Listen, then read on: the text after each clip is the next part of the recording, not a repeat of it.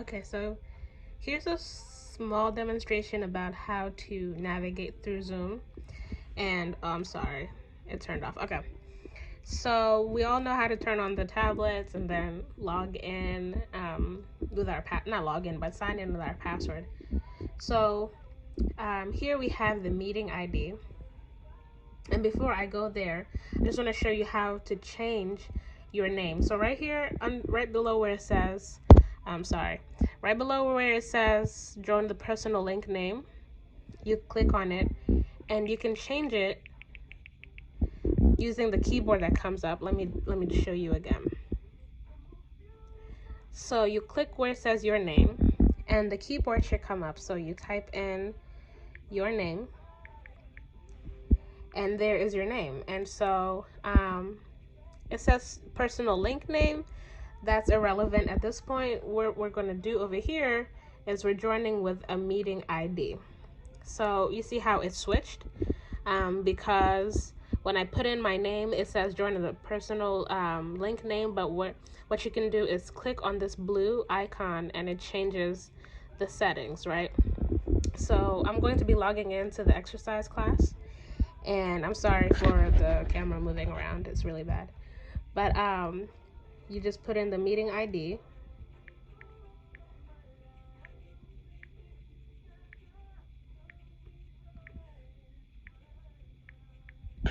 And my name is already there. And so you have two options. You have join options. You can choose to connect your audio and turn on your camera. When you come on, and if you don't want to, you just click on these buttons. If they're green, you're not going to be joining with your audio and your video. If they're off, when you do join the meeting, they should be able to see you, but they may not be able to hear you immediately because once you join and you put in the passcode, it's going to ask you whether you want to dial in using a phone number or through the internet, and I'll show you that later on when we get there. So the meeting passcode should be something that we've already included, so we're going to type that in. 1 2 7 9 2 5. Okay, so you see it says join with video or join with that video, so we're gonna join with video. And so I'm the only person in the Zoom right now. Okay, so you see right here it automatically asks you, do you want to connect over internet or do you want to dial in? Either way is that works. But you know, for the fastest connectivity, you want to call over the internet, right? So this is the same area where you're going to see the mute button and your share screen and all the options like that. Now you saw how it disappeared. If you want it to come up, you just click the middle of the screen and it shows you. Now I'm going to show you how to enter text into the chat. Okay, so you're going to click the middle of the screen, and then hold on, let me go back. You're going to click the middle of the screen and this option is going to come up at the bottom. Okay, and then once that happens, you click more and then you go into chat. Oh, sorry. You go into chat, and once you're in the chat, you can either send a message to everybody, or once there's actually somebody in the Zoom with you, you can click where it says everyone and you can actually send direct messages to other people.